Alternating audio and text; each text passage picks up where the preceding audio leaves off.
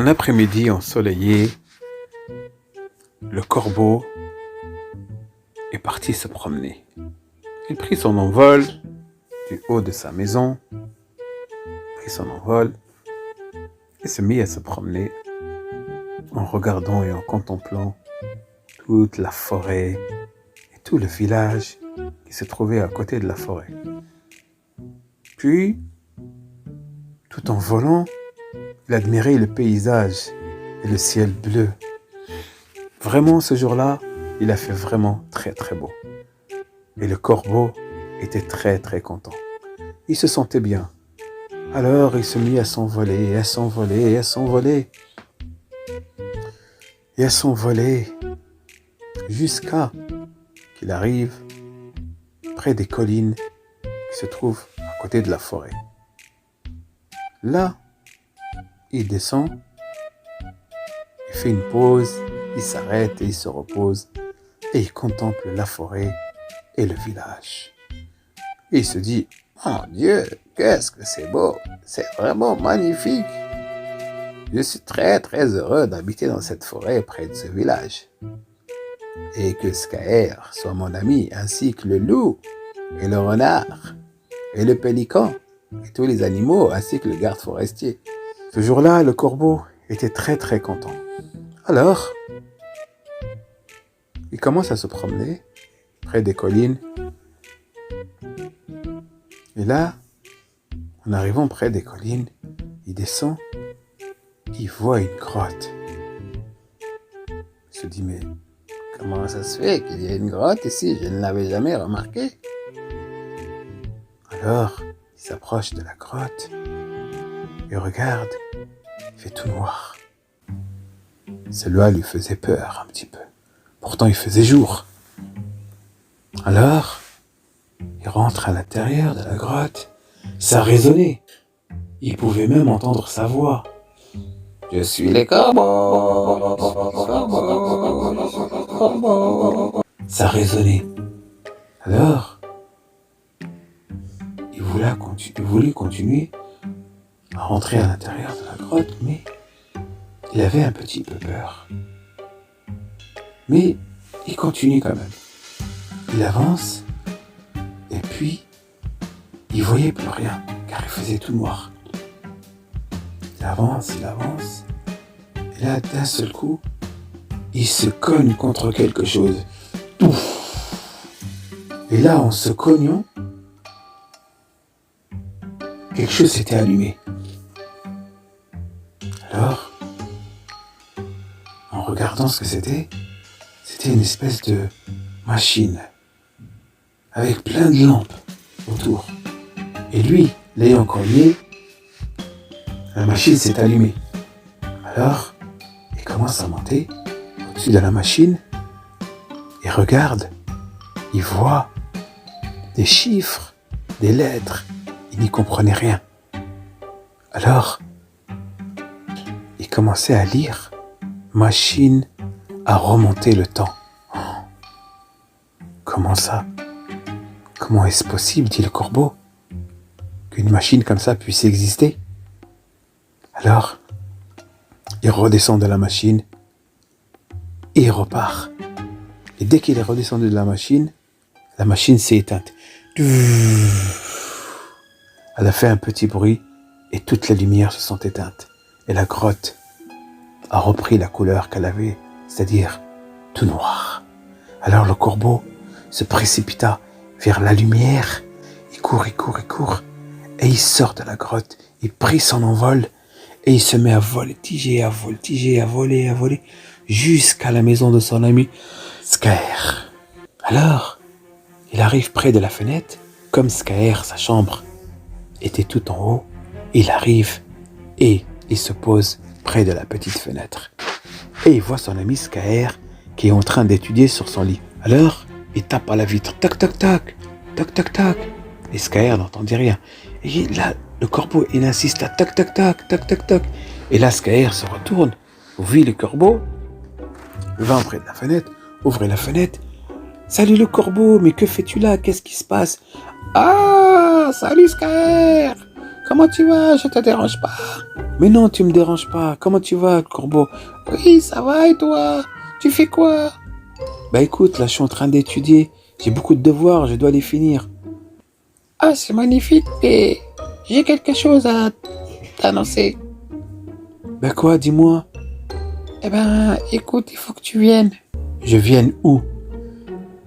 Je te raconterai ça, il faut que tu viennes. Je peux pas te raconter ça ici, parce que les murs ont des oreilles. Ok, très bien. Attends-moi dans la forêt, j'arrive dans 5 minutes. Ok, très bien. Alors le corbeau prit son envol, direction la forêt. Notre ami Skaer rangea ses affaires dans son cartable, s'habilla, mit ses chaussures, sa veste, descend à toute trombe, prit son vélo et partit direction la forêt. Arrivé en bas de la forêt, le corbeau, le corbeau. Alors le corbeau qui l'attendait à l'entrée, je suis là, Skaer. Alors le corbeau descendit et vint voir Skaer, lui dit, écoute, Skaer. Il lui raconta toute l'histoire. Quoi? Tu rigoles, j'espère. Je te jure, je rigole pas. Viens avec moi, tu vas voir. Tiens, vas-y, suis-moi. On va aller dans la colline. Alors, Skaer suivit le corbeau avec son vélo et ils montèrent tous les deux vers la colline. Et ils sont arrivés près de l'endroit où il y avait la grotte. Alors, là, le corbeau lui dit à Skaer, regarde, c'est là. Ah, c'est là.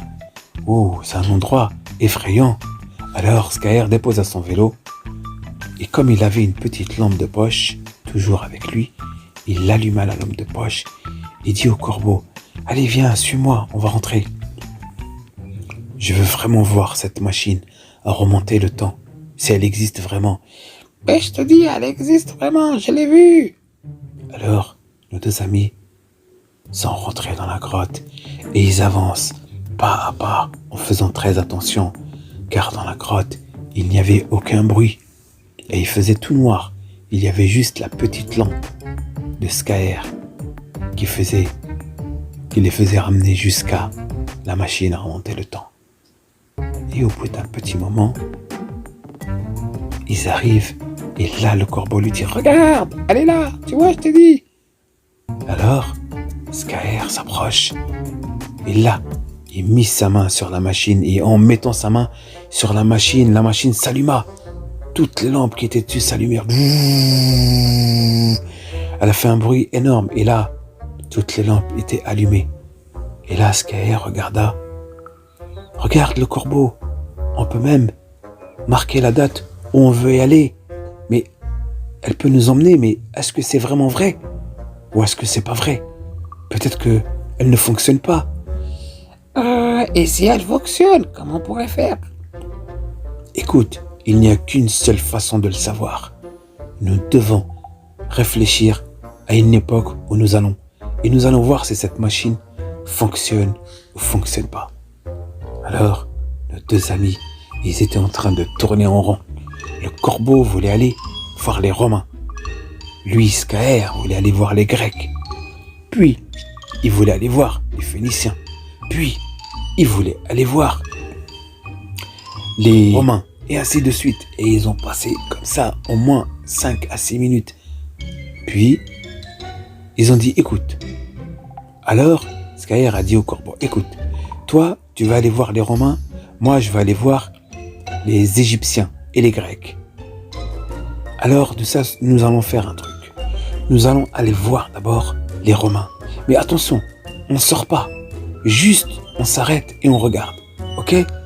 Tu ne prends ni en vol, ni rien, car cela peut être très dangereux. Si ça marche, bien sûr. Ok, d'accord, très bien. On va essayer. Allez, on monte tous les deux. Alors, les deux amis sont montés dans la machine. Et Skaer a réglé la machine en l'an 50 avant Jésus-Christ. Et puis, il y avait bien la notice. Appuyez sur le bouton après avoir noté la date à l'époque où vous voulez aller. Alors, une fois que la date était notée, en l'an 50 avant Jésus-Christ, Skaer appuyait sur un bouton. Et là, on pouvait entendre un bruit qui fait...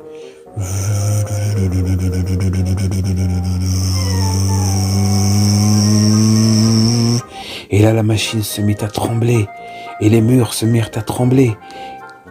Toute la machine. Et nos deux amis avaient peur. Ils se tenirent la main. Enfin, je veux dire, le Skyr tient la patte au corbeau. Le corbeau tient la main de Skyr. Et la machine continue à faire le bruit.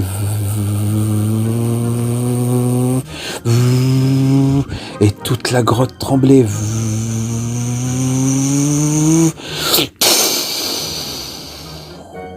Puis plus rien. Plus de machine à remonter le temps. Plus de Skyr. Plus de corbeaux. Ils étaient où? Eh bien... Et là, ils sont apparus dans une époque incroyable. On pouvait voir. Ils étaient dans une forêt. Ils sont sortis. Et là, ils sont arrivés. Qui va là? Halt! Où allez-vous? Alors, nos deux amis ne parlaient pas car c'était pas la même langue. Où allez-vous? Et là, nos deux amis se sont mis à courir, à recourir et à courir. Et là, le garde, qui était un Romain, il les a poursuivis, mais ils ont réussi à le semer. Et ils sont arrivés jusqu'au niveau du village. Et là, ils se pris une tenue, ils ont mis des espèces de couvertures sur eux, comme les gens de l'époque. Et ils se sont mis à se balader dans les marchés. Et là, Skyr n'en revenait pas. Et le corbeau non plus d'ailleurs. Lui qui avait toujours rêvé de Romain, de Jules César et de Cléopâtre. Là, ils étaient vraiment servis. Ils pouvaient entendre la langue romaine. Ils pouvaient voir les Romains, les soldats. Ils sont même arrivés devant le palais de Jules César. Et ce jour-là, Jules César était de sortie. Ils ont même pu apercevoir Jules César. Alors le corbeau lui dit à Skyr: Attends, j'ai mon portable. Je vais aller faire un selfie avec lui. Arrête, qu'est-ce qui t'arrive? Tu veux qu'il nous embarque? Tu veux faire un selfie avec Jules César alors que lui, il ne sait même pas ce que c'est comme téléphone portable? Ah, j'ai oublié, mince. Mais ne fais surtout pas de photos, rien. Je veux pas que quand on retourne dans l'époque, certains nous prennent pour des fous. Tu te rends compte, Skyr? Nous avons réussi à venir à l'époque romaine. Oui, j'en reviens pas. Vraiment, là, ils regardaient Jules César qui défilait avec ses hommes. Ils sont même partis dans les arènes de Rome et ils ont pu voir des gladiateurs en train de se battre avec des lions. Et c'était vraiment incroyable. Ils ont passé une journée magnifique à Rome antique. Et le soir venu, il fallait qu'ils retournent dans la forêt où ils avaient caché leur machine à remonter le temps. Alors, il devait être minuit. Ils ont bien mangé, bien bu, et ils sont partis. Et ils sont arrivés devant la machine à remonter le temps qui était bien cachée. Il l'avait cachée sous des feuillages. Et personne n'aurait pu l'apercevoir d'ailleurs, car elle était bien cachée. Alors, les deux amis sont remontés dans la machine à remonter le temps. Et là, ils ont redémarré la machine. Ils l'ont mis pour aller voir les Égyptiens. Eh oui, maintenant on va voir les Égyptiens, d'accord, Skyr? Toi qui as toujours rêvé d'aller en Égypte. Ah oui, ça c'est vrai. Alors, ils ont réglé la machine en l'an 1900 avant Jésus-Christ, à l'époque de Toutankhamon. Puis la machine à remonter le temps a disparu en un éclair. Où était-elle? Et nos deux amis, où étaient-ils?